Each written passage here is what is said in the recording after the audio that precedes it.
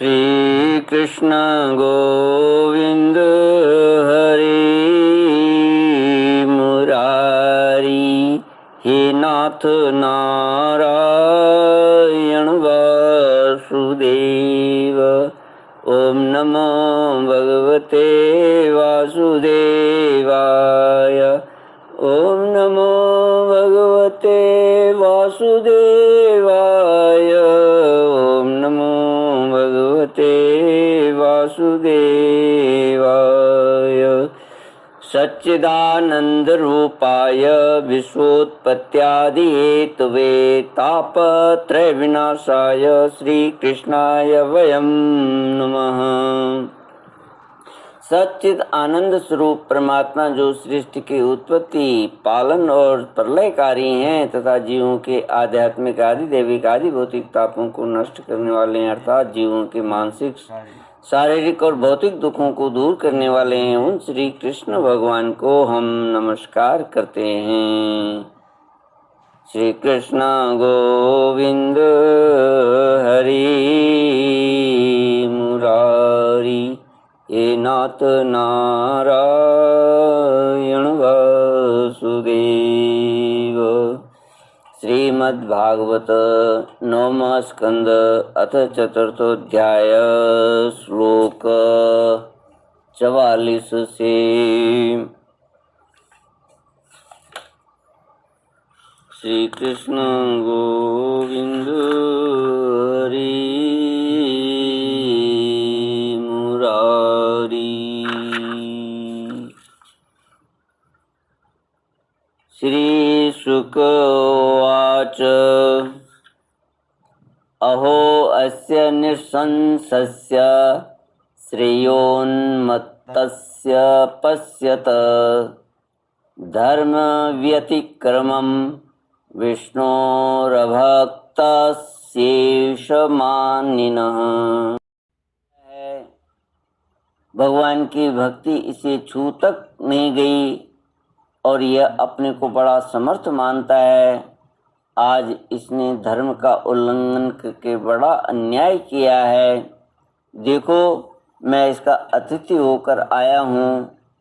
इसने अतिथि सत्कार करने के लिए मुझे निमंत्रण भी दिया है, किंतु फिर भी मुझे खिलाए बिना ही खा लिया है। अच्छा देख, तुझे अभी इसका फल चखवाता हूँ, तुझे इसका फल चखाता हूँ। यूं कहते कहते वे क्रोध से जल उठे। उन्होंने अपनी एक जटा उखाड़ी और उससे अम्बरीश को मार डालने के लिए एक कृत्या उत्पन्न की। वह प्रलय काल की आग के समान दहक रही थी। वह आग के समान जलती हुई हाथ में तलवार लेकर राजा अम्बरीश पर टूट पड़ी। उस समय उसके पैरों की धमक से पृथ्वी कांप रही थी, परंतु राजा अम्बरीश उसे देखकर उससे तनिक भी विचलित नहीं हुए। वे एक पग भी नहीं हटे, ज्यों के त्यों खड़े रहे। परम पुरुष परमात्मा ने अपने सेवक की रक्षा के लिए पहले से ही सुदर्शन चक्र को नियुक्त कर रखा था। जैसे आग क्रोध से गुर्राते हुए सांप को भस्म कर देती है, वैसे ही चक्र ने दुर्वासा जी की कृत्या को जलाकर राख का ढेर कर दिया। जब दुर्वासा जी ने देखा कि मेरी बनाई हुई कृत्या तो जल रही है और चक्र मेरी ओर आ रहा है, तब वे भयभीत तो अपने प्राण बचाने के लिए ही जी छोड़कर एकाएक भाग निकले। अपने प्राण बचाने के लिए जी छोड़कर एकाएक भाग निकले। जैसे ऊंची ऊंची लपटों वाला दावानल सांप के पीछे दौड़ता है, वैसे ही भगवान का चक्र उनके पीछे पीछे दौड़ने लगा। जब दुर्वासा जी ने देखा कि चक्र तो मेरे पीछे लग गया है, तब सुमेरु पर्वत की गुफा में प्रवेश करने के लिए वे उसी ओर दौड़ पड़े। दुर्वासा जी दिशा, आकाश, पृथ्वी, अतल वितल आदि नीचे के लोक, समुद्र, लोकपाल और उनके द्वारा सुरक्षित लोक एवं स्वर्ग तक में गए, परंतु जहाँ जहाँ वे गए वहीं वहीं उन्होंने असह्य तेज वाले सुदर्शन चक्र को अपने पीछे लगा देखा। तब उन्हें कहीं भी कोई रक्षक न मिला। तब तो वे और भी डर गए। अपने लिए त्राण ढूंढते हुए वे देव शिरोमणि ब्रह्मा जी के पास गए और बोले, ब्रह्मा जी आप स्वयंभू हैं, भगवान के इस तेजोमय चक्र से मेरी रक्षा कीजिए। ब्रह्मा जी ने कहा, जब मेरी 2 परार्ध की आयु समाप्त होगी और काल स्वरूप भगवान अपनी यह सृष्टि लीला समेटने लगेंगे और इस जगत को जलाना चाहेंगे, उस समय उनके भ्रू भंग मात्र से यह सारा संसार और मेरा यह लोक भी लीन हो जाएगा।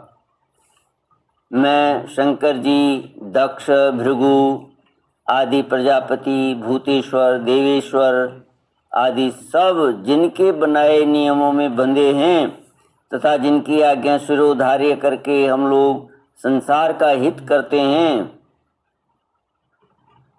उनके भक्तों के द्रोही को बचाने के लिए हम समर्थ नहीं हैं। जब ब्रह्मा जी ने इस प्रकार दुर्वासा को निराश कर दिया, तब भगवान के चक्र से संतप्त होकर वे कैलाशवासी भगवान शंकर की शरण में गए। श्री कृष्ण गोविंद हरे मुरारी, हे नाथ नारायण वासुदेव। श्री रुद्र उवाच, वयं न तात प्रभवाम भूम्नि यस्मिन् परेण्येऽप्यजजीवकोशाः भवन्ति काले न भवन्ति हीदृशा सहस्रशो यत्र वयं भ्रमामः। श्री महादेव जी ने कहा, दुर्वासा जी, जिन अनंत परमेश्वर में ब्रह्मा जैसे जीव और उनके उपाधिभूत कोश इस ब्रह्मांड के समानी अनेकों ब्रह्मांड समय पर पैदा होते हैं और समय आने पर फिर उनका पता भी नहीं चलता, जिनमें हमारे जैसे हजारों चक्कर काटते रहते हैं, उन प्रभु के संबंध में हम कुछ भी करने की सामर्थ्य नहीं रखते। मैं सनत कुमार, नारद, भगवान ब्रह्मा, कपिल देव, अपांतरतम, देवल, धर्म, आसुरी तथा मरीचि आदि दूसरे सर्वज्ञ सिद्धेश्वर, ये हम सभी भगवान की माया को नहीं जान सकते, क्योंकि हम उसी माया के घेरे में हैं। यह चक्र उन विशेश्वर का शस्त्र है, यह हम लोगों के लिए असह्य है। तुम उन्हीं की शरण में जाओ, वे भगवान ही तुम्हारा मंगल करेंगे। वहाँ से भी निराश होकर दुर्वासा भगवान के परम धाम वैकुंठ में गए। लक्ष्मीपति भगवान लक्ष्मी के साथ वहीं निवास करते हैं। दुर्वासा जी भगवान के चक्र की आग से जल रहे थे। वे कांपते हुए भगवान की चरणों में गिर पड़े। उन्होंने कहा, हे अच्युत, हे अनंत, आप संतों के एकमात्र वांछनीय हैं। प्रभु, विश्व के जीवन दाता, मैं अपराधी हूँ, आप मेरी रक्षा कीजिए। आपका परम प्रभाव न जानने के कारण ही मैंने आपके प्यारे भक्त का अपराध किया है, प्रभु आप मुझे उससे बचाइए। आपके तो नाम का ही उच्चारण करने से नार की जीव भी मुक्त हो जाते हैं। श्री कृष्ण गोविंद हरे मुरारी, हे नाथ नारायण वासुदेव। श्री भगवानुवाच अहं भक्तपराधीनो ह्यस्वतन्त्र इव द्विज, साधुभिर्ग्रस्तहृदयो भक्तिर्भक्तजनप्रिय। श्री भगवान ने कहा, दुर्वासा जी, मैं सर्वथा भक्तों के अधीन हूँ, मुझे तनिक भी स्वतंत्रता नहीं है। मेरे सीधे साधे सरल भक्तों ने मेरे हृदय को अपने हाथ में कर रखा है। भक्तजन मुझसे प्यार करते हैं और मैं उनसे ब्रह्मन अपने भक्तों का एकमात्र आश्रय मैं ही हूँ। इसलिए अपने साधु स्वभाव भक्तों को छोड़कर मैं न तो अपने आप को चाहता हूँ और न अपनी अर्धांगिनी विनाश रहित लक्ष्मी को, जो भक्त स्त्री पुत्र गृह गुरुजन प्राण धन इहलोक और परलोक सबको छोड़कर केवल मेरी शरण में आ गए हैं, उन्हें छोड़ने का संकल्प भी मैं कैसे कर सकता हूँ। जैसे सती स्त्री अपने पातिव्रत्य से सदाचारी पति को वश में कर लेती है, वैसे ही मेरे साथ अपने हृदय को प्रेम बंधन से बांध रखने वाले समदर्शी साधु भक्त के द्वारा मुझे अपने वश में कर लेते हैं। मेरे अनन्य प्रेमी भक्त सेवा से ही अपने को परिपूर्ण कृत्य मानते हैं। मेरी सेवा के फलस्वरूप जब उन्हें सालोक्य सारूप्य मुक्तियाँ प्राप्त होती हैं, तब वे उन्हें भी स्वीकार करना नहीं चाहते।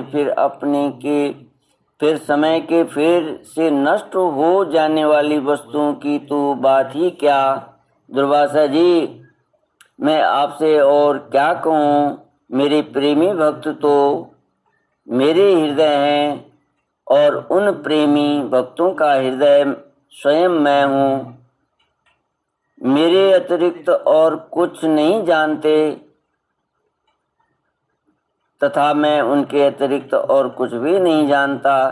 दुर्वासा जी सुनिए, मैं आपको एक उपाय बताता हूँ जिसका अनिष्ट करने के लिए आपको इस विपत्ति में पड़ना पड़ा। आप उसी के पास जाइए। निरपराध साधुओं के अनिष्ट की चेष्टा से अनिष्ट करने वाले का ही अमंगल होता है।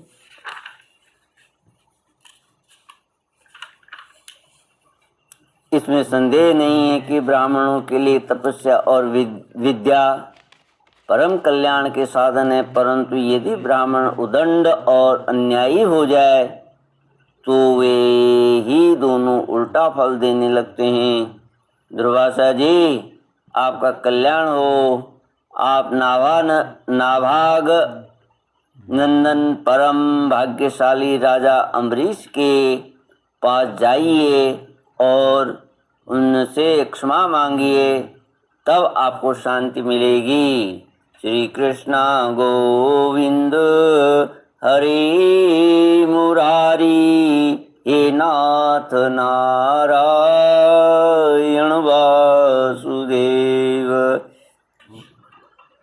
इति श्रीमद्भागवते महापुराणे पारमहंस्यां संहितायां नवमस्कन्धे अम्बरीश चरिते चतुर्थोऽध्यायः। ओम पूर्णमद पूर्णमिदं पूर्णात् पूर्णमुदच्यते पूर्णस्य पूर्णमादाय पूर्णमेवावशिष्यते। ओम शांति शांति शांति। हरि ओम। श्री गुरुभ्यो नमः। हरि ओम। श्री कृष्ण।